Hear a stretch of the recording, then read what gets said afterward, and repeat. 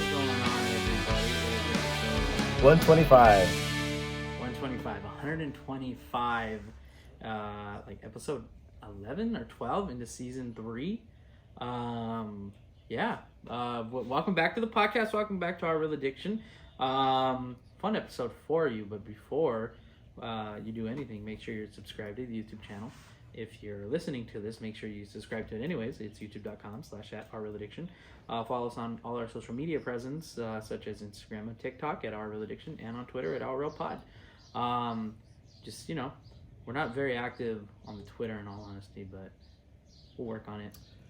I couldn't have said it better myself. Yeah. we'll try to work on it.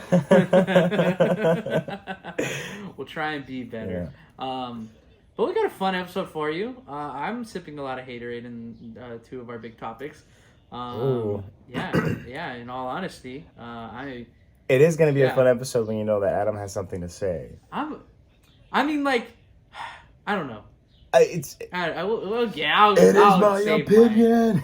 Yeah, it's just like it is. I don't care. Hey, that's totally cool. You know? Honestly, as you should. But we got some really good we got the Walk of Fame class that you're going to be informing us on. Yes.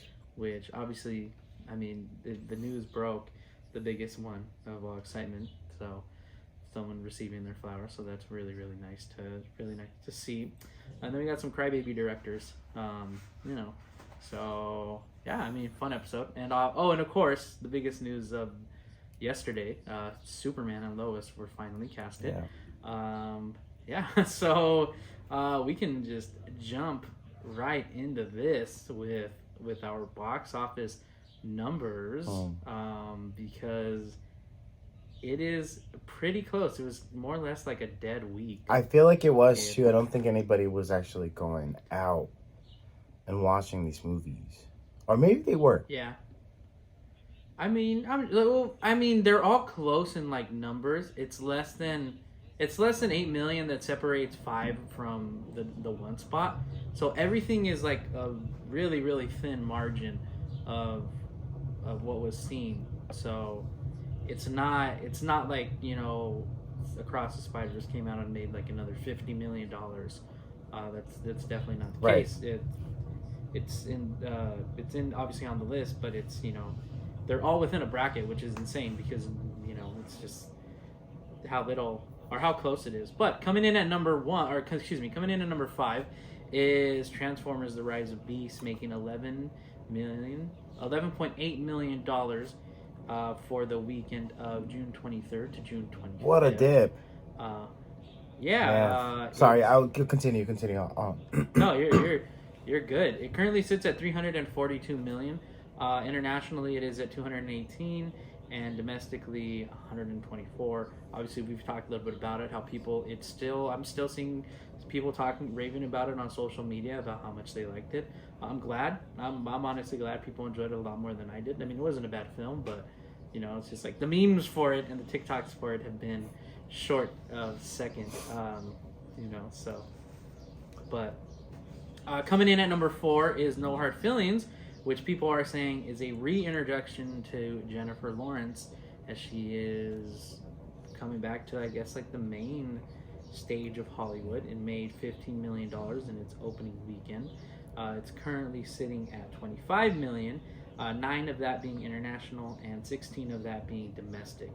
Looks like a funny film. Yeah. I can't wait I'll talk about it once you ask me for my thoughts. Have you seen it or no? No, but just more about in regards to Jennifer Lawrence. Oh yeah, definitely. It's pretty interesting. Well, not interesting, but people got a lot of thoughts on it. But if you haven't seen it, essentially two parents hire what is she? No, she. So the synopsis is that she is currently under financial stress and she's about to lose she needs a car. Okay, so she's not an escort. She's not an escort, no. She kind of comes up on this ad on Craigslist in a sense. And this is actually based on a true story because she was on Hot Ones recently, which was hilarious. And if you haven't seen it yet, go check it out. It's a really good time. She's really charming. But she was saying that she was with the director about, he's really good friends with the director and writer.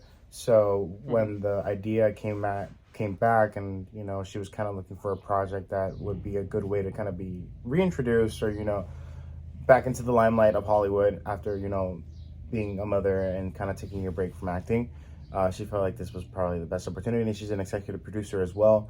So they hire her online to date him real hard, their son, because he is a loned, socially awkward person that is, going to Harvard or Stanford, I mean, and the events take off from there with like serious different types of ridiculous situations. It's pretty funny. I think it's funny. It looks pretty good. Yeah. It looks pretty good. It's funny because the first couple reviews, and there was only like 5.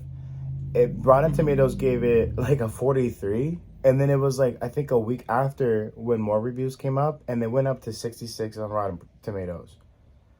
So there was obviously that clash of like people that did like it, people that don't. And then that's I want to check it out, but I don't think it's I'd probably go see it with like a friend. Like I wouldn't see it by myself, if that makes sense. I'd probably just go see it with a friend because I would want to talk about it with somebody. Okay, that's fair. But no, I mean it looks pretty deep. It looks funny. I feel like we haven't seen a Jennifer Lawrence project in a while, so I'm excited for her to come back because she is talented. It sucks the way Hollywood just treated her and just like forcing her into every single film, kind of like what they did to Tom Holland. So it's just like, but I mean, hey, $15 million currently sitting at 25, pretty good in my opinion. It's funny because I think she went through the same scrutiny that like Chris Pratt was, and she actually just decided to take a break. And I think it was I think it was right after or a little bit after they made the movie Passengers together. Where it had a pretty good plot, but it ended up just being like a romance film, kind of. Very disappointing. Do you remember that one? Yeah. And that was like peak of like, Chris Pratt just got into Jurassic World, and he was coming out from Guardians, and she was just coming out from the Hunger Games. So, and then but the resurgence too. Not only Jennifer Lawrence is making her comeback. Did you see the Friday Nights at Freddy's trailer with Josh Hutcherson?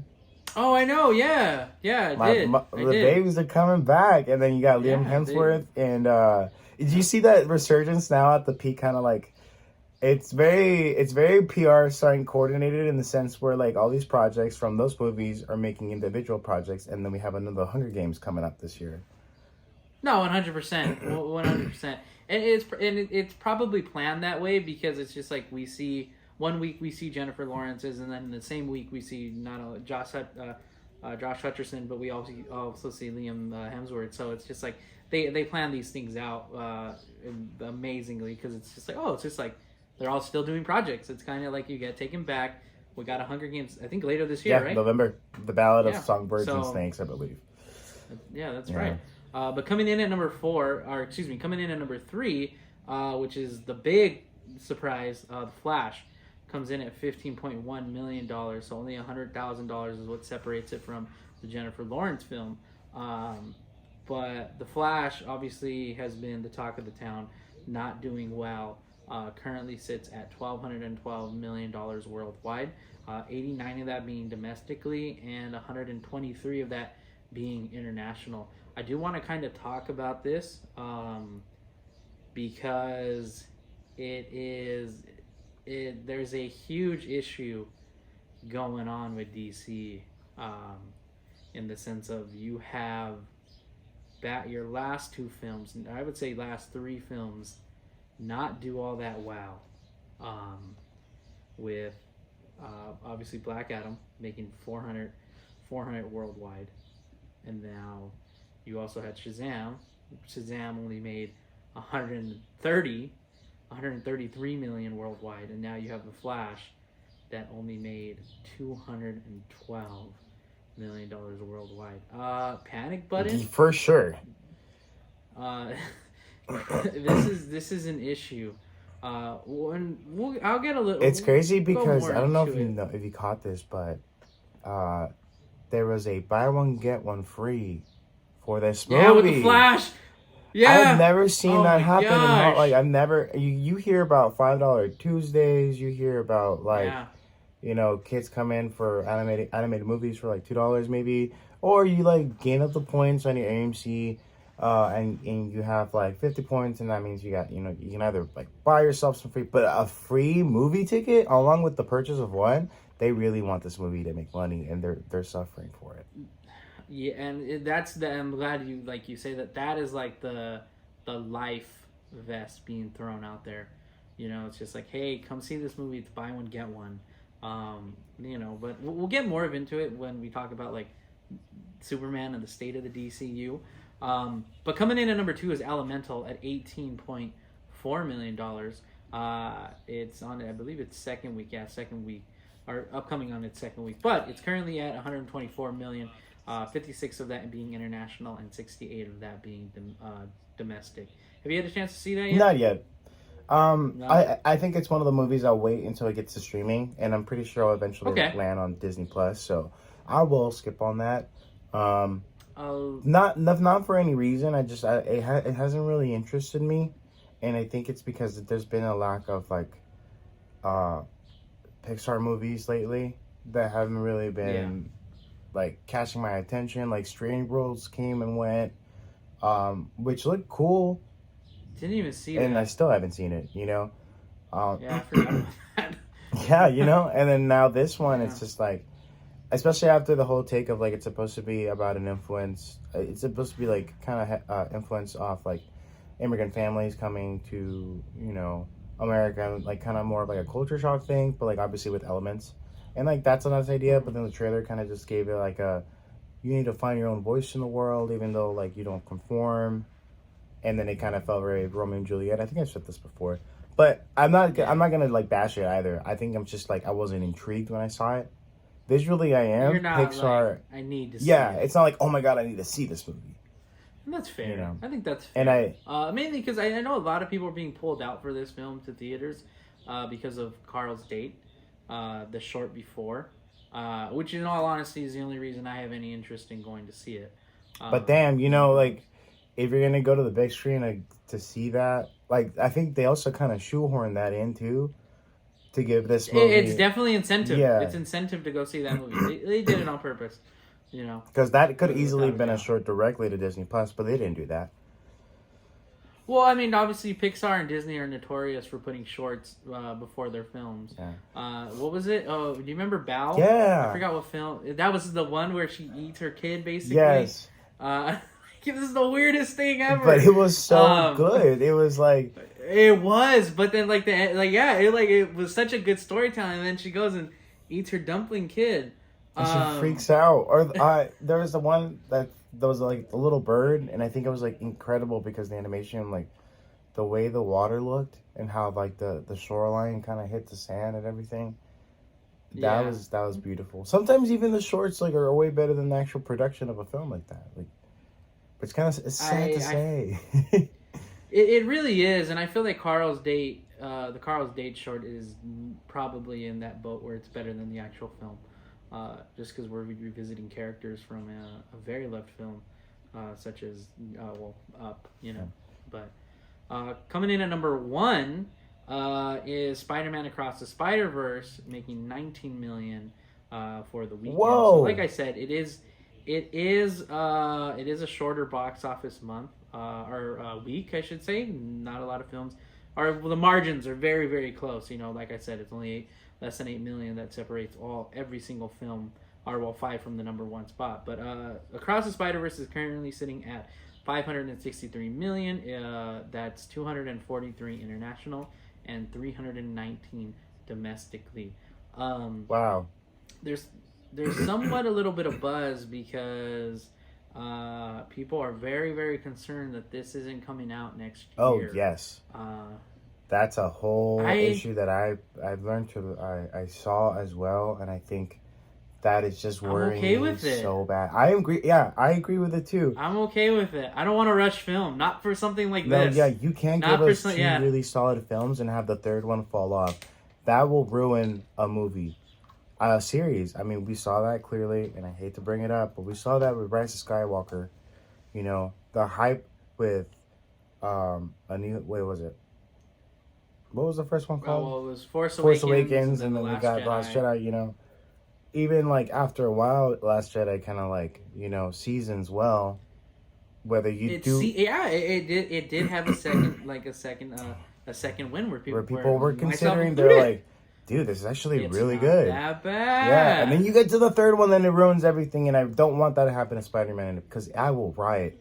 And it sucks because it's in the same conditions that people are working for during the strike as well. It's just like better hours. Some people were working like 17-hour days for this movie, and they were taking the work home. Yeah, 100%. That's insane. I think like in show business, that is kind of like, I don't want to say like that's somewhat expected, but if you're doing that, you do want to be properly compensated for it. Yeah. And you do want to be treated well with respect, you know. So it's just like, because I feel like, you know, it's pretty normal to be on set for like, you know, 10 to 15 hours a day, you know, if you're shooting something or even editing something. But, you know, a lot of the times I feel like the people on there are treated, you know, who are actually filming are, you know, compensated. There was a quote, I think, by well. Amy Pascal that I didn't really like that she said. I could have misunderstood it because of context, but I always hate hearing this, even though I think we've mentioned it before. When it all goes back to, it's just showbiz. Like, no, get with the program. Like, we got to get our rights in here. Yeah. There's got to be compensation completely, and I understand showbiz in the sense of like, you know, cut the check, go, and post-production, and like have it ready. But have it ready in the sense where like also expecting problems and delays, and still having the time to within themselves give yourself time during the delays and have it ready eventually, but with good finished product. Because I think that's another issue that's been going on with like Marvel, for example, with their CGI and how bad things are getting there. That they don't care about the CGI. Directors and producers and studios don't care about the CGI. They just care that the movie's out and they're getting their money back. I mean, perfect example is The Flash, where you had to have the director come out and say, oh yeah, that was intentional. When maybe some of that is true, but there's no way all of that was intentional. I think like I get what you mean. However, like unfortunately, like she's kind of right, where it's just like, oh, that is how show business is. That's the whole reason for the strike, is that they're trying to change that, you know. And it's just like it sucks that somebody in that position, you know, can come out and say something, you know. So I want to say, I guess you can spineless. That's how it kind of feels. It just comes off as like just show business. Arrogant and, you know? and just I want to say the word, and it's just 4 words, but I don't want to say it. Starts with a D. Yeah. Yeah, 100%. You know, no, like it sucks because like at the end of the day, like she is right. That's the harsh reality, is that it is show business. You know, like because of that's what people have allowed, or not. That's what we've in a sense allowed it to become. Yeah. You know, those who are in the film, and that's unfortunate. You know, so it's just like, I hope, you know, hopefully now with the, you know, with the longer this strike takes on, the more and more I hope the SAG-AFTRA strike goes into effect. Seriously, it's just like, you know. But again, with Spider-Man, I delay it. Yeah, no, 100%, 100%, 1,000 miles better, because also too, like, the animation is what makes it the best as well, aside from the storytelling.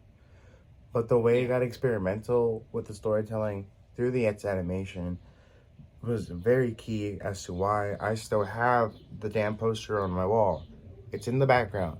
For those seeing it on the YouTube channel, it's hung up. I need to frame it. Yeah. But I love this movie. And I still have the Guardians Volume 3 poster, which my cat unfortunately got some claws in it, and I'm kind of pissed, but that's my fault because I left it out. And that's another one that I don't want to put up, because that's another movie that I love too. Yeah. Yeah, no, I mean, like... And that was like the trilogy, and that was the third part of the James Gunn Guardians of the Galaxy movie with a great finale. If you alienate those 3 movies and just have them in their own, and you watch them 1, 2, and 3 with the context of course, Infinity War and everything else, it's a damn movie. It's a good damn movie. It's so good. It's really good. Yeah, no, 100%. You know, it's just like we have had the films that have been good this year, and I shouldn't even say good. I should say great or like amazing, have stood out. But the ones that are clunkers, have also stood out. Like it's been a really there has been no middle. It feels like it's you're either a good film or you're not. Good film, dude, like... or you're a bad film. 2023 so far. This first half, because we're at the halfway point with Indiana Jones on Thursday. And then we're gonna get a freaking bomb with Barbie and Oppenheimer next month. Like that's gonna be, oh man, people have been talking about Barbie for so long and Oppenheimer.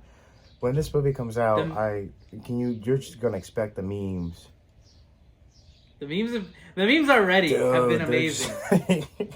The memes it's gonna be revolutionary. We're gonna be telling jokes in a whole new format. It's gonna be fun. Oh yeah. But to move on into the first topic, obviously yesterday, we got news of our Clark Kent and Lois Lane. They were casted. So on the 26th, which was Monday, there were reports by the Hollywood Reporter saying that Superman Legacy screen testing pairs for Clark Kent and Lois Lane have begun. The list included Nicholas Hoult with Rachel Brosnahan, Tom Brittany with Phoebe Denevere, and David Cronensweet and with Emma Mackey. Dude, it went on to say, and then it also added that Alexander and Bill Skarsgård were on the short list for Lex Luthor. Well, so the day after it came out, James Gunn confirmed this through the Wrap article that Superman Legacy's Clark Kent and Lois Lane will be played by David Cronensweet and Rachel Brosnahan. I'm gonna be honest. I don't care. Okay, I'm glad you said something.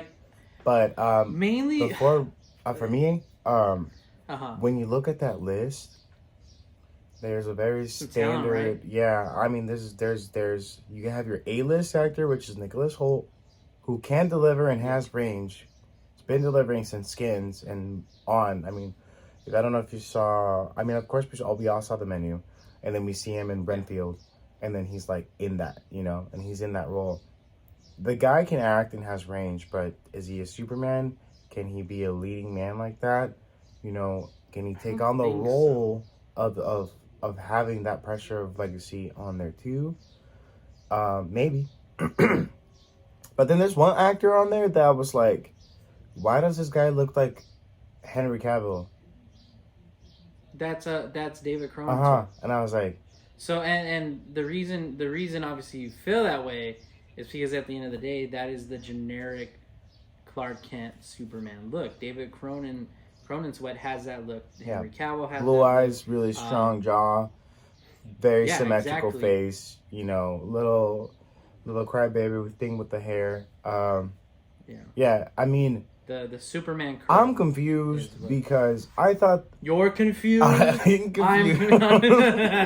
We're all confused. I'm confused because I thought Superman Legacy was gonna be an animation. No. So I was so confused. I thought that was like he was gonna start incorporating like animation into the DC format. No, that's not the case. So I'm gonna be honest. The reason I don't care is because we just had a Superman and Henry Cavill, and I don't want to say that's not like why I don't care, but it's just like that's not the only reason like I don't care, but it's just like, okay. The reason I say I don't really care is especially seeing the numbers of these last three films, and you have a film coming out called Blue Beetle that is now probably going to bomb because of the success they haven't been getting from their film releases in theaters. I hate this whole like DC fandom saying DC is better than Marvel. Okay, yeah. In the comic book aspect, sure. They could be on it. I will be like, yeah, sure. Like, but Marvel fans show up to every single film. They show up. That's the thing. Marvel fans show up. Do not get me wrong. Marvel built this empire. You look at Phase 1. Phase 1 numbers aren't pretty, but it was Phase 1. But after Avengers, everything was like hitting gold. Nothing really failed in terms of box office. Maybe in a Marvel standard, but not in the sense of a cinema standard. I mean, some films are lucky to break 500, $500 million. You know, it's just like I feel so bad for James Gunn, the position he's in, because I want to be on his side, rooting for him.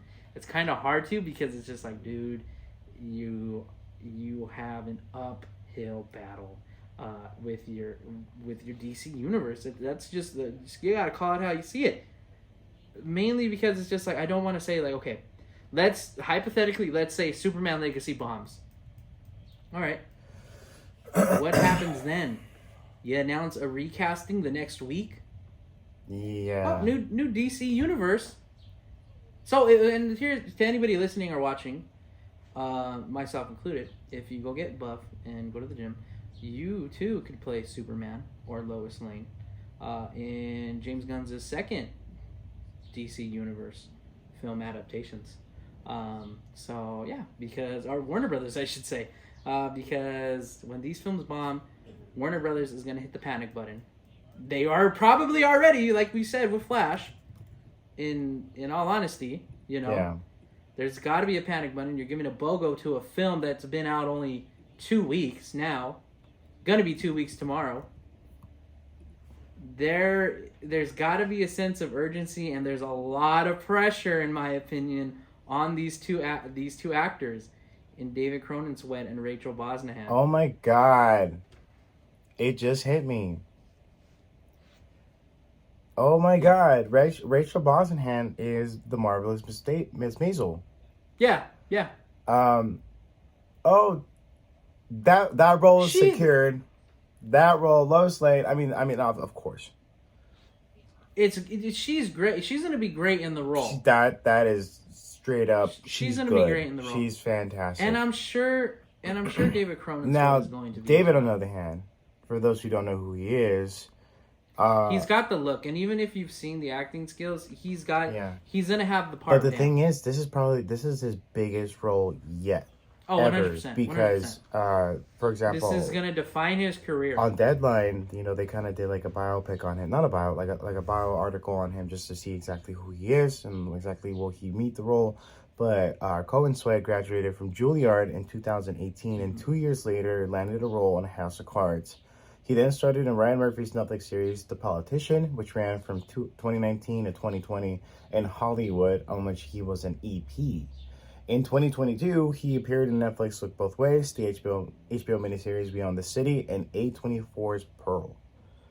But it will be his first major leading role in a major studio film ever. And apparently, after months of the casting process, from the start of auditioning, his name was floated around to the top of the list, and following a final audition and costume, he sealed the deal and got the role.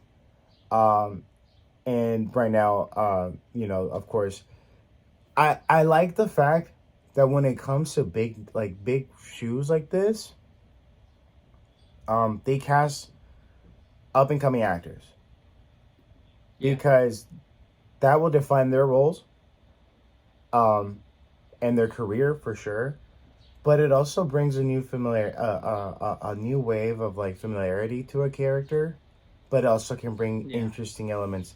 He's probably studying the crap out of this role in the best way. If he's from a Juilliard perspective, he's probably just breaking down this character from the very beginning of the television show to the incarnations of the live actions that we saw to James Gunn's vision. And he's probably sitting down with James Gunn and having like a whole freaking pile of notes to be like, how can I tackle Clark Kent, aka Kal-El, aka Superman, you know, and bring something new. And of course, that will be helped with the plot of the story and the momentum of that, because I also hope, in a sense, too, that even with the revamp, we don't get another origin story. I want there to just kind of be it. Personally, I think I like that because I think it worked for Spider-Man. You know what I'm saying? When Spider-Man got introduced to Marvel and the MCU, We didn't need to see. We didn't need to see that again. We didn't have to hear anything of that. And then in the sense too, the trilogy for him worked because it followed Peter's journey really well. Because the previous movies had just jumped into this whole like, you know, his Gwen Stacy or his Mary Jane and stuff like that, and that took Peter years to build into, you know. But he had friends like Betty and Ned and Flash, but that build that story. But with Clark, you know, like I don't know if you guys did you ever see Smallville? No, I've seen. It was so iconic. It was probably one of my favorite early 2005 CW shows. Somebody said it was great. It was really good. That was like, if you can compare it to The Flash, it was kind of like that good. Mm-hmm. But I think The Flash was slightly better.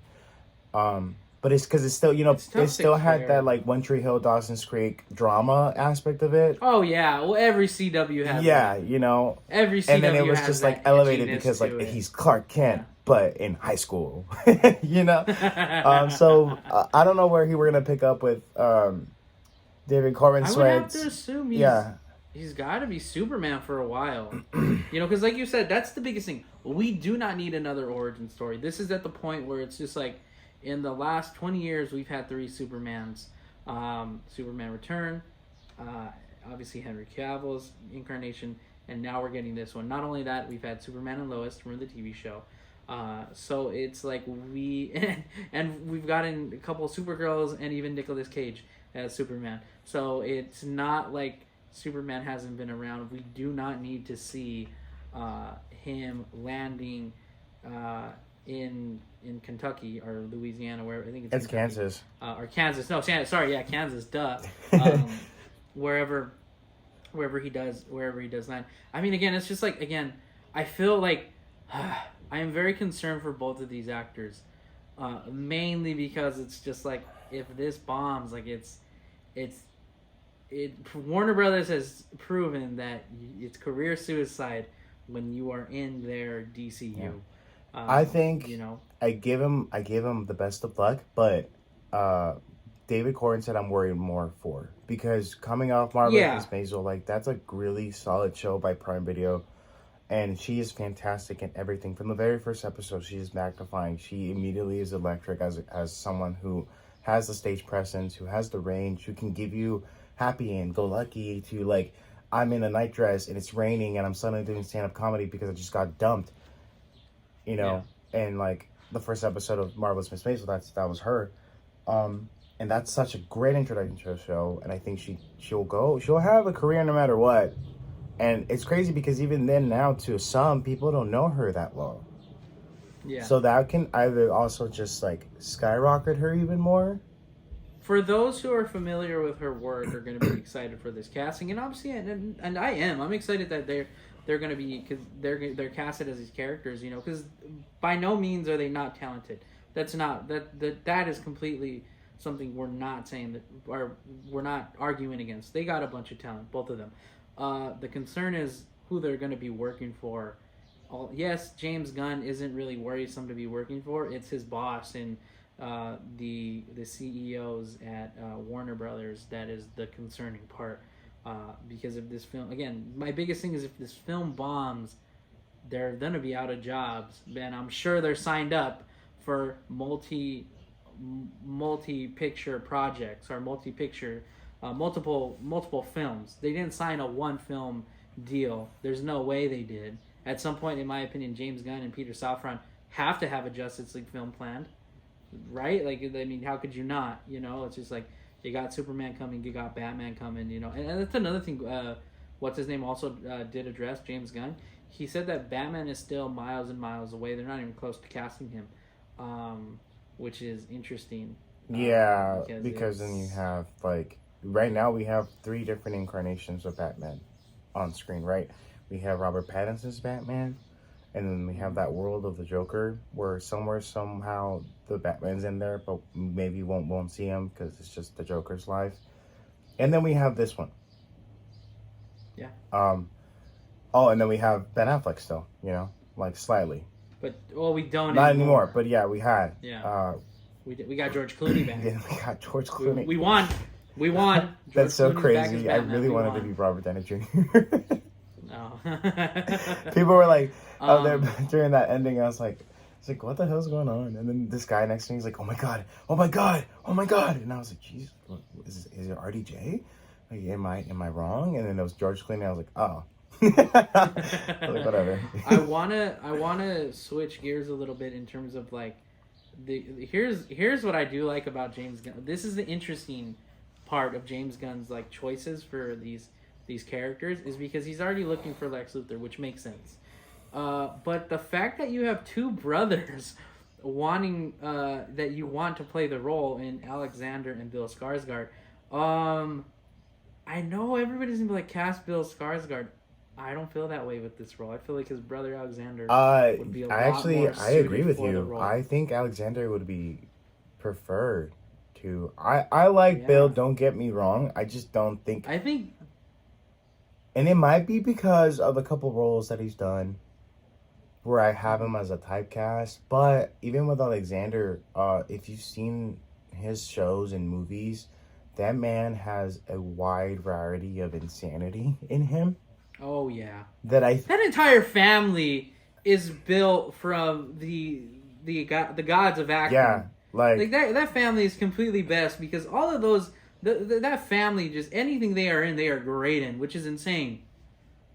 Yeah, 100%. They are like, it's insane. I think hear me out for Bill Skarsgård, the Riddler. Ooh. I'd like Bill Skarsgård that'd be cool. As the Riddler. And maybe I'm saying this because we did see him as Pennywise. But maybe you say, well, cast him as a Joker. I think he'd be a really good Riddler. I think I would also see him kind of as Two-Face. Ooh, that'd be really good. I think that'd be really he'd be good. Pretty good on that role. But Lex Luthor, my vote is with Alexander. Right? So if you guys are listening, Alexander. But I also want to know, because they had all these contenders. I still don't like the fact that they had Jesse Eisenberg play Lex Luthor. And it was a risk. And maybe if I go back and watch it again, it ages better. But Lex Luthor, to me, it's not that the fact that he has to be bold or whatever. It's just that there has to be a level of anxiety. A level of anxiety when you see him on screen. Because he's a charming devil. Like, you know, he and I'm not even a fan like that. I'm sounding like I'm a fan, but I'm not. I just know the character, I think, as someone to be. I want to say in the actual acting credits, he's casted as Lex Luthor Jr. So it's not actually him. I mean, IMDb says Lex Luthor, but I want to say in the actual film in the credits, they have him titled as Lex Luthor Jr. Roll the tape. I could be wrong. I could be wrong. Yeah. But no, yeah. I mean, this is interesting. To conclude these thoughts, best of luck. But now I'm honestly excited. I really like the actor. Personally, I think he's really handsome, and he's 6'4". That's like Christopher Reeves. He's like 3 inches taller than his favorite, and like 3 inches taller than Henry Cavill. I think that also comes with the role as well, as we're like, you need to have the physicality. Superman as well. isn't going to be 5'5". You know? Yeah, exactly. Yeah, you're not gonna find a short king Superman. I'm so sorry, it's not happening. They don't produce like that on Krypton. Like, you're gonna find someone tall. But I think the role for Lois Lane is in the bag. I'm really excited for her. And now, honestly, I want to see it. I want to see it just because of Lois Lane. I don't want her to get sidelined, because that has happened with the character several times. If they can go off like in the Superman and Lois, like that'd be cool. I remember there was one scene from the OG. I think I want to say maybe Christopher Reeves when he played him, where Lois dies in I think not a pileup, but it was like a rock debris, and the car just kind of sinks in and then he's too late to save her, so he's like crying, and then out of his anger he like gets up and then starts rewinding the world, because that's how time travel works. goes back in time to save her, and he does because he like loves her so much. And I remember seeing that when I was little and being like, "Wow, that's love!" Like, and I want them to have that in this as well, because I think Amy Adams and Henry Cavill, like, they were just kind of like there. Yeah, and that's another thing too, is that like, yeah, they, and again, I think that's not Amy Adams' fault, and that's not even Henry Cavill's fault. It's just the material, yeah, like, yeah, it's how strict they were on just like wanting things a specific way that, in my opinion, did not work for Zack Snyder's type of filmmaking. Them already to get like, when you see their photos side by side, and I'll post them up. We'll have them posted up throughout all this us talking through it, this entire topic. They got the look that they are gonna be like a good couple. You know, they just have the look of like that. I don't want to say a power couple, but like they're a pretty couple. They're, you know, it's just like they look like that old school like 1950s. Yeah. And that's another thing too. Couple. Is it like, imagine if Superman is like based like in the 80s or like the 90s. I wouldn't mind that. You know, because like kind of like give that style, or even earlier, because if Batman is miles away, think about it, like, I don't know, I kind of see it, because like that would be cool. That would be kind of cool. I mean, the budget would probably go up to create like the type of timepiece, but whatever, whether it's set in the present or not, we'll see it. And if it's even set in the present, like modern day, it's going to be an interesting take too, because right now is an interesting way of life. Yeah, and I hope it's out again. Alexander Skarsgård rivaling David Cronenweth's Superman. They're gonna be acting their butts off, dude. One from Juilliard and the Skarsgård household family legacy. The acting is going to be really well. And it's so crazy because I bet their like mentors are like, "What the hell are you doing in movies? Why are you playing costume?" And they're like, "But it's like theater, you know, like it's theater." I just don't want this film suffering from all the past mistakes that Warner Brother has put out, and I'm afraid it's already going to.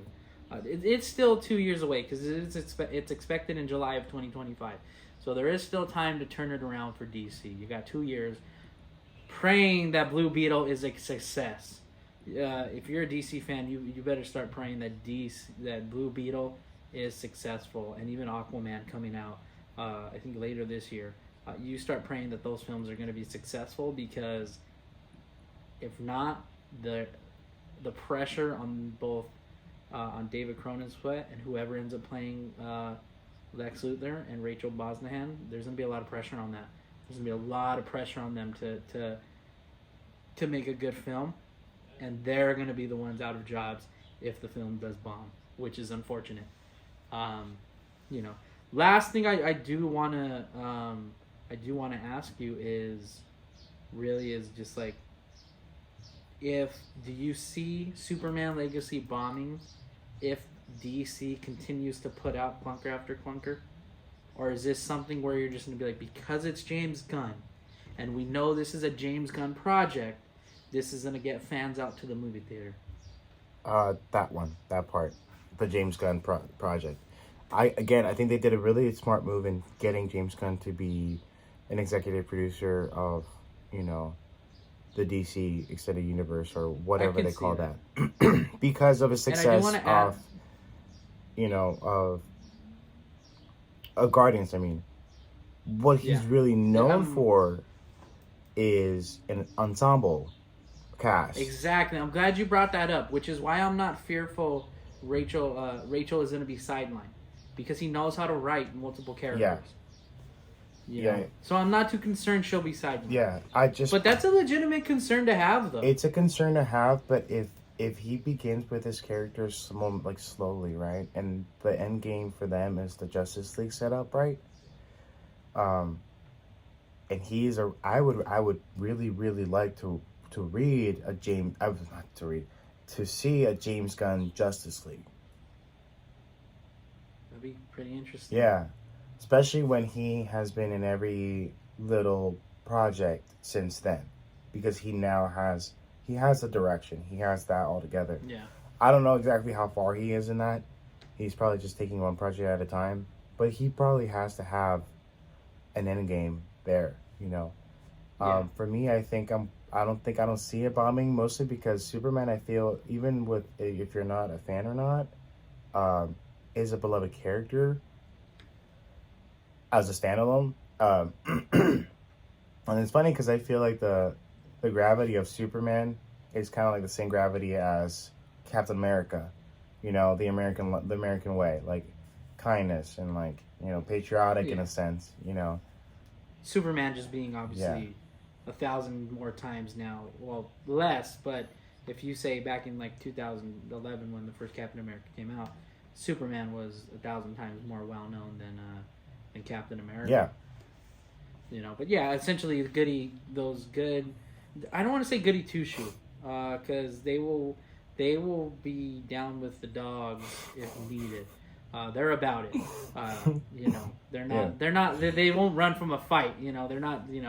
They'll fight for what they believe in. But yeah, that whole patriotic feel to them. But yeah, I mean, again, congratulations to both David Cronenweth and Rachel Brosnahan, because again, this is whether or not like this film bombed, just because they're casted in this, they're going to get work simply because of their names being tied to these projects, simply because of that. Absolutely, yeah. Switching over to you got the last two topics for us. us. I mean, we're switching over to so one, we're doing Hollywood Walk of Fame first. No, that's for last, right? No, the Hollywood Walk of Fame. So perfect. We got the TMC stuff now. The TCM. Crybaby directors. Save Turner Classic Movies is the talk of the town recently because I think Warner Brothers is having a problem about, like, I think either deciding whether they want to keep these projects on air or basically from an article I'm reading right now, and I'll quote it. Steven Spielberg, Martin Scorsese, and Paul Thomas Anderson feel heartened and encouraged after talking to David Zaslav about saving Turner Classic Movies. Our primary aim to ensure the TCM's programming is untouched and protected, they said in a joint statement. For those who don't know what Turner Classic Movie is, it is a TV movie network. American movie-oriented pay TV network owned by Warner Brothers, and it launched in 1994. Turner Classic Movies is headquartered at Turner's Techwood Broadcasting Campus in Midtown Business of the District of City of Atlanta. But basically, it's this is coming from an opinion piece from the New York Times written by Maureen Dowd. She, in a sense, is saying that there is a beloved fandom for these type of movies, and it's movies that kind of, I believe, encourage directors that now we know who they are to be their own directors, right? The best way I can put this is, say, for example, years down the line, Marvel, for some reason, or even like the Scream franchise, or just like anything that we like, anything that you're passionate about, decides like, we're just gonna scrap this and we're no longer gonna have it out because it's just, there's so much other content going on, and this is forgotten in the past. It's already been, who cares about Endgame or Infinity War or whatever, like. And then you have your fandom still. You're like, wait a minute, like, I still watch this. I still enjoy this. Why are you getting rid of something? And also too, when you get rid of projects like that, it's dead. There's been so many misprints sometimes when it comes to original pilots, and in some episodes they get lost through studio through studio revamps, and through even studios like that have been going on for so long, they don't even know where to keep it. Like, the archive footage is gone and destroyed either through like loss, theft, or even just it being no good. What is considered to be baseless cries is you're going to kill someone way too often, in the sense of like, you're getting rid of these important narratives and you're not archiving them or holding them to any standard, especially because it's not based off the studio. It's not based off like the work, it's just based off the studio and not knowing what to do with them. Um, the article gets very more just kind of like opinionated, and where she's like, I don't think that they should have meddled with it. So I'm not gonna really quote her so much, but basically that's how I want you guys to understand. And what I'm gonna propose to you, Adam, is should these movies be saved or kept because they're classics, or do you even care? I mean, in the sense of like, okay, when I see like, okay, someone like Spielberg, Scorsese, and Paul Thomas Anderson speaking, and less so Spielberg.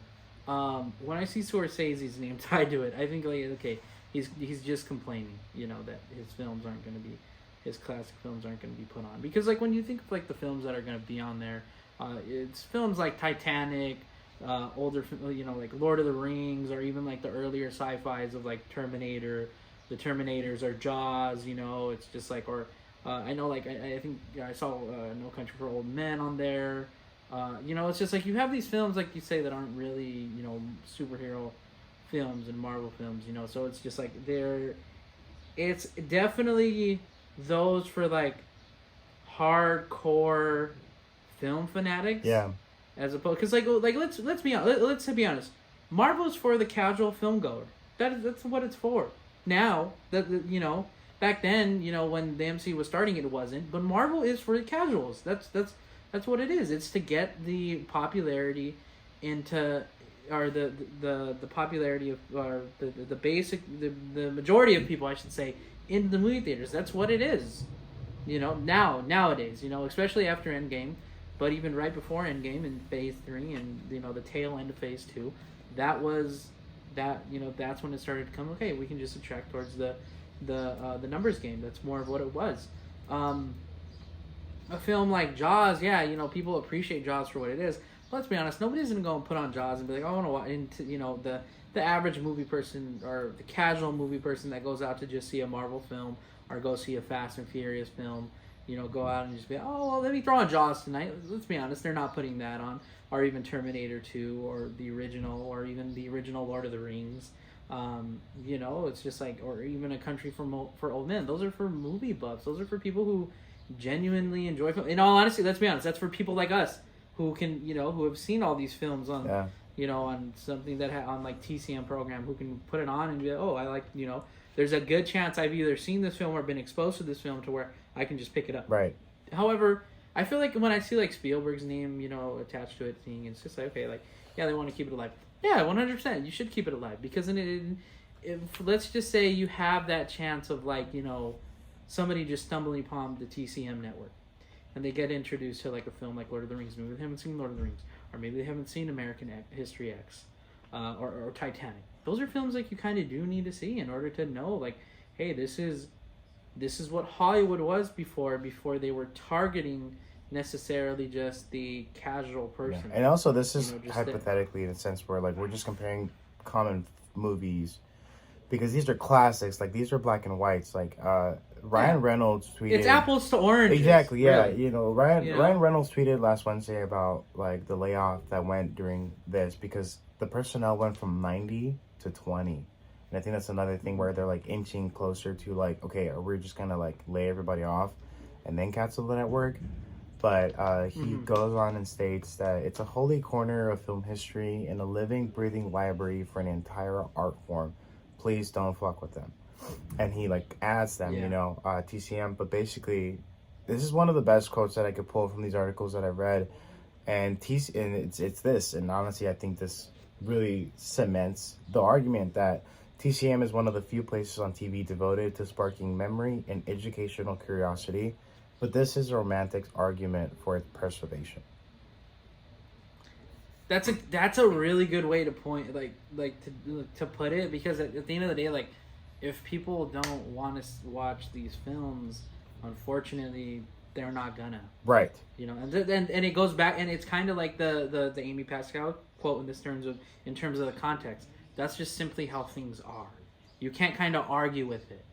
You know, it's just like, if you can't argue that some people, they don't want to watch No Country for Old Men, they don't want to watch the original Jaws, or maybe or Titanic, or now Terminator 2, which is crazy because when I was growing up, Terminator 2 was like something like you kind of like had to see. That was like science fiction. That is what we had for science fiction back then. Then obviously as we got into more stuff, yes, that's when stuff like Spider-Man started coming out, with with all of everything, and then the rise of the MCU, Inception, and even Interstellar, how they just introduced space travel and just all that land of fantasy. It's just like our the next frontier, I should say. So it's just like it's a shame that it is a possibility that we are gonna see TCM kind of eventually just, I guess, wash out.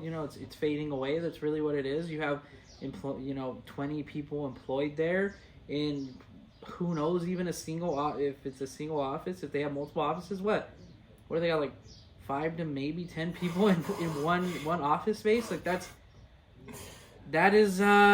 kind of hard to argue, to keep it around, so it's just like if people want to watch it, they will, but if they don't, unfortunately, there's just not a market at that point too. It also kind of poses the argument of, can TCM become a streaming network? I don't think so.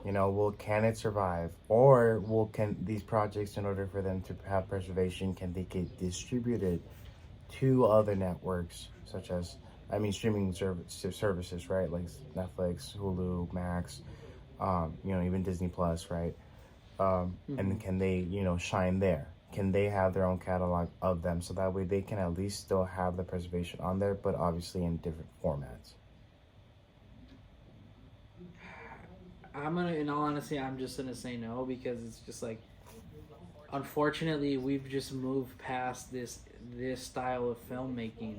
I don't want to say Marvel is not creative, because I enjoy Marvel films. I eat up every single Marvel film. I go and I watch those films 2-3 times in the theaters, but it has, in a sense, become some sort of laziness of like, we've just accepted those are what films are. Don't get me wrong.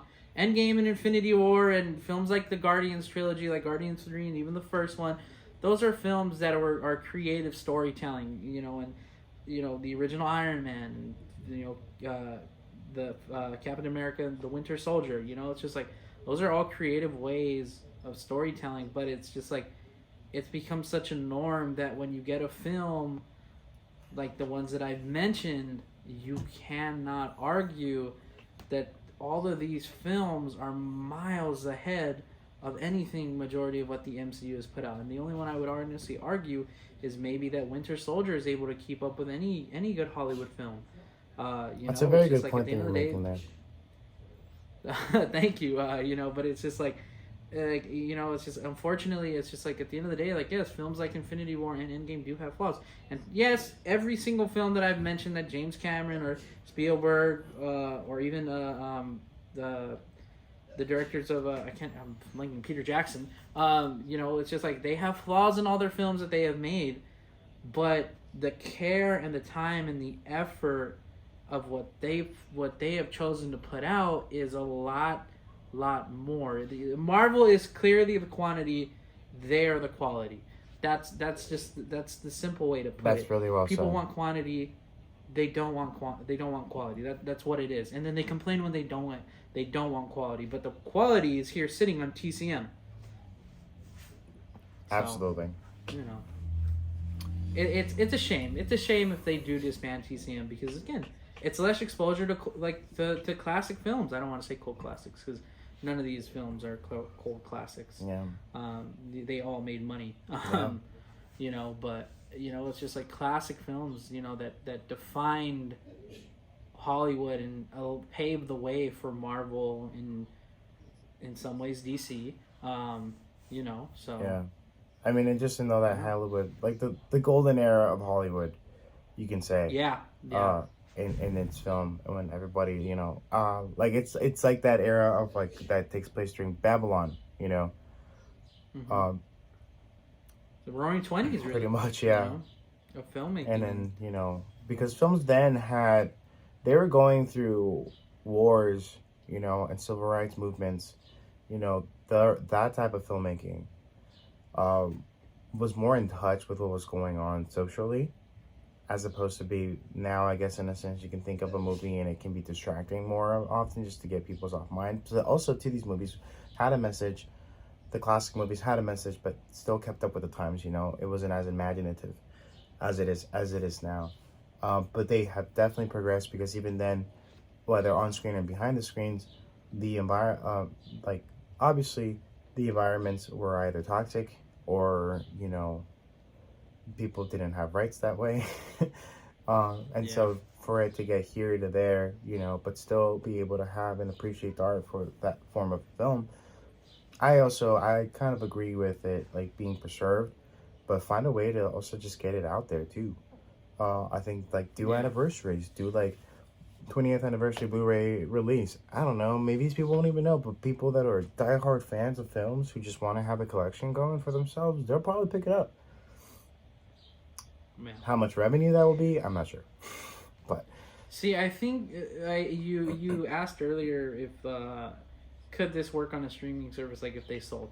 Maybe if TCU collectiveness went as somewhere collectively, like if, like you said, like if they got picked up by Max, if you split them up, like the films that are constantly put on TCM, no, it wouldn't work. But if you did it as a collective where only one streaming service got the rights, then maybe you would have some sort of interest for people to go and subscribe to your streaming service. Yeah, absolutely. It's a bummer, though. It's sad because you don't want to see any of these films disrespected. You never want to see a film disrespected. If your film's being disrespected, it's probably because unfortunately, you did make a bad film. Bad films are made all the time. I enjoy a lot of bad films. Yeah. But you can't argue a film. Like, can you name a bad Spielberg film, and as crybaby as that he is, a Scorsese film? Yeah. Like, can you name a bad film? Like, no, you can't, but yet these guys are getting disrespected, unfortunately. Yeah. But in happier news, but film. Still talking about preservations, we got the Hollywood Walk of Fame class announcement for 2024, and I think this is a better light-hearted topic, right? Where there's more appreciation here as opposed to there being, the possibility of decline. But in the categories, so there's different categories for those who don't know. There's motion picture, television, recording, live theater / live performance, radio, and sports entertainment. The Hollywood Chamber of Commerce and its Walk of Fame selection panel congratulate all the honorees, which I will announce. Dates have not been scheduled for these star ceremonies. Recipients have 2 years to schedule star ceremonies from the date of the selection before they expire, which is interesting. I didn't know that. I thought you just once you got it, you got it. Upcoming star ceremonies are usually announced 10 days prior to dedication on the official website, walkoffame.com. So, why is this important? Because of motion pictures, but because of the very well-deserved posthumous Chadwick Boseman star that we'll be getting, along with Kevin Feige, Gal Gadot, Maggie Gyllenhaal, congratulations to her, I love her, Chris Melendry, Chris Pine, Christina Ricci, and Michelle Yeoh. Hold on, are you just going to forget Mr. Chow, Ken Jeong? What? He's also getting a star, okay? So so that was the motion picture category, and then we have the category of television, and then we have Ken Jeong. Is he the only one for television? Yeah, we have. We have a couple. I actually look. So here, you have Ken Jeong, Eugene Levi, Mario Lopez, Jim Knotts, Cheryl Lee Ralph, Michael Schur, Kerry Washington. Good for you, Kerry. We love you. We miss Scandal. And Raul de Molina and Lily Estefan, with my favorites, who I know, being from El Gordo de la Flaca, which is Raul de Molina and Lily Estefan. Basically, they're nicknamed El Gordo de la Flaca, and that's basically their television show. I think they're on Univision, or they might have been on Telemundo, I forget which one. but they are basically a day talk show where they talk about everything, from culture to social media to just like pop, everything. But they've been going for so long. I've been watching them since I was a kid. So to them get their flowers in 2024, that's really nice, and it's really the recognition really they freaking deserve, cool because they have been a staple, and they're known, even though they're based off Mexico. They're known. Actually, no, Latino America. They're more Latino America than they are based in Mexico because they're usually intended for Latin American people and homes. I mean, in the category of recording, we got Glenn Ballard, Tony Braxton, Def Leppard, Charles Fox, Sammy Hagar, Brandy Norwood, Darius Rucker, Gwen Stefani, and Andre Dr. Dre Young. Dr. Dre. Dr. Dre.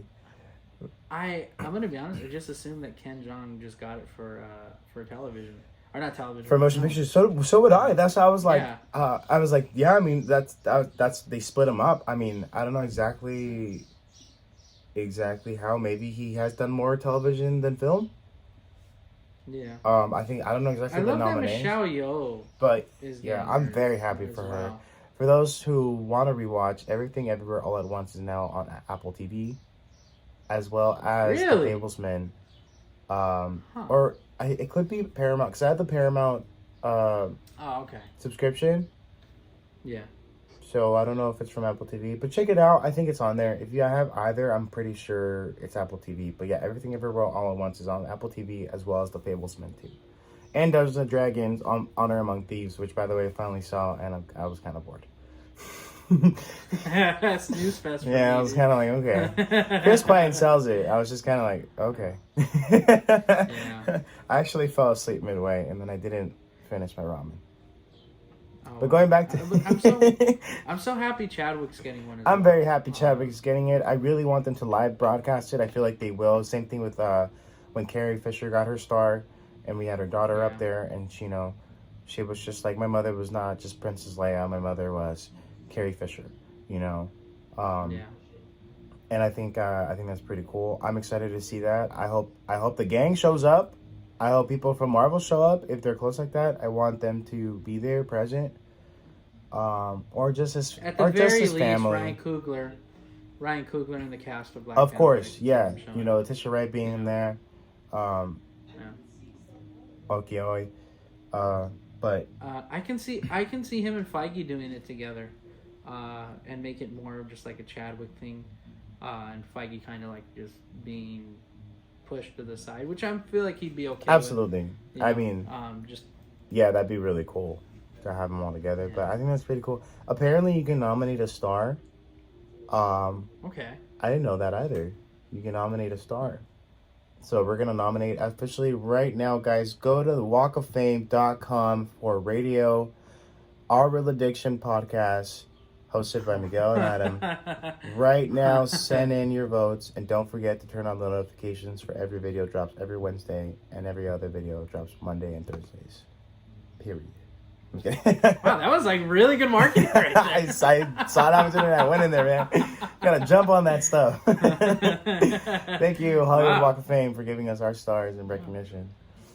No, yeah, definitely, and even like those the lesser known people, congratulations to them. Yeah. Because it's like at the end of the day, that's an accomplishment. I know there's like that saying like, oh, everybody gets a Walk of Fame star, but it's just like, no, not everybody does. Yeah, no, I mean, it's just like it's still an accomplishment. Yeah, and have you actually we don't have a star through the Hollywood Walk of Fame, like for those? Oh, by the way, gotta say, in regards, because we gotta respect. In the category of sports entertainment, we got Billie Jean King and Carl Weathers. Carl Weathers? Carl Weathers, yes sir, Mr. Man. What? Yeah, I don't know exactly what differentiates here in terms of like where they fit, but we know Carl Weathers from The Mandalorian. I know Carl Weathers because of The Mandalorian, of course, and other projects too. But I mean, okay, well he's Rocky, of course. That's Apollo Creed to me. Yeah, and like Predator, Happy Gilmore, all the good things, right? But I mean, I guess because of the NFL. So do not tell me he is an former NFL star. Weathers continued his professional football career as a linebacker for the CFLS BC Lions in it's the 1971. Canadian Football League. But officially retired from football in 1974 and pursued acting full time. In a statement, he goes, "I knew that it's time for me to walk away from this. It's not what I really want to do." Weather says of his thought process. Okay. This was news to me. I didn't know it. I had no idea he had a professional career. I just know about him as Paul Creed. Damn, yeah. I mean, of course, he didn't want to do that, and he became a legend. He should honestly be in motion pictures, too. Yeah, that's what I was going to say. If I'm in his position, I'd be like, dang, like... Sports entertainment... Sir, yeah. what? But I know like people have multiple stars as well. Probably, yeah. So I know there's a couple artists / actors who have a star for television, but they have one for also motion picture, and vice versa. So so it's like, what criteria I'm interested to know in terms of like how that's decided. Yeah.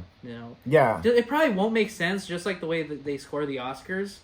So it's just like, I don't know. But hey, I mean, not but congratulations to Carl Weathers, man. I mean, also getting a star, that's pretty awesome as well. Yeah. But I personally always get worried because like every time you really walk there, like when you see Hollywood through, like behind the lens, it looks really beautiful and nice, and everyone can like make the street look pretty. But have you walked through the Hollywood Boulevard and you're dirty. Like, damn, this is gross. like obviously.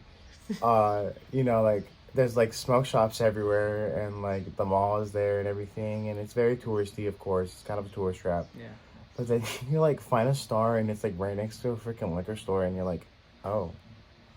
Like you kind of like feel bad for this person. You don't even know who this person is, and you're like, you got a star right Sunset Boulevard is not next what it to used to be. I mean, unfortunately. I remember the first time I walked there. Funny enough, I was living in Whittier actually, and I would take was it the 50 or the 10, mm-hmm. the bus.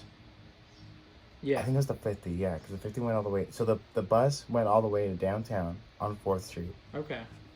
4th and Spring, I believe, and then I would take the metro into Hollywood Boulevard, and I get off. And have you ever taken the metro? Like the bus? No, like the subway. No, not here. Not here? Not here. Wild. It made me feel like I was in New York. Like, but of course, that's a whole different thing. I've never been in New York. I'm just a liar. But that's how I felt, like from a movie. And then I got off and I was like walking it, and I was like, damn, this is so cool. But then I was like, oh, why is it so weird right now? like where's the nicer part? And then it's like you get closer to the Chinese theater and you're like, okay, this is it, like here it is.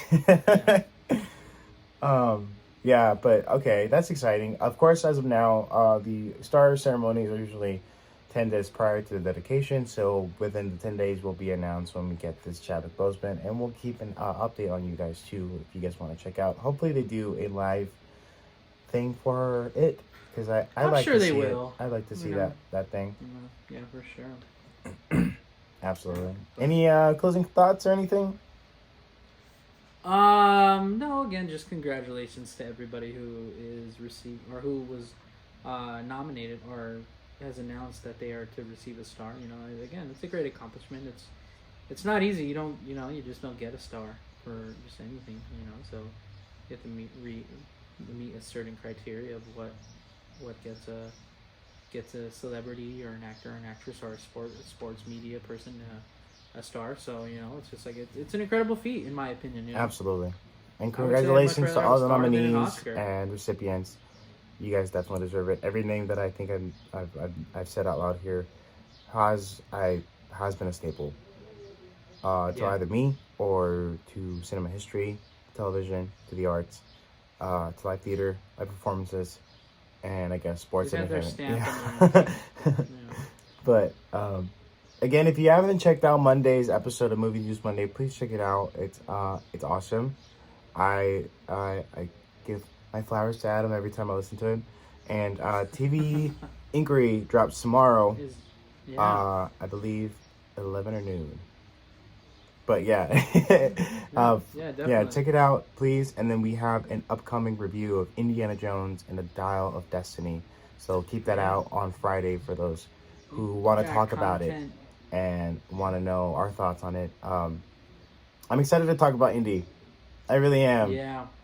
Content 3 straight days this week. On Wednesday, Thursday, Friday. Monday, Thursday, Wednesday, Thursday. Sorry, if you can hear that, it's my roommates. But no, I think that's going to do it for this episode. As always, thanks again so much for listening to us. If you're watching this, thank you. Subscribe again, like, and turn on notifications for us as well. And share, please. We really, really, really want you to share.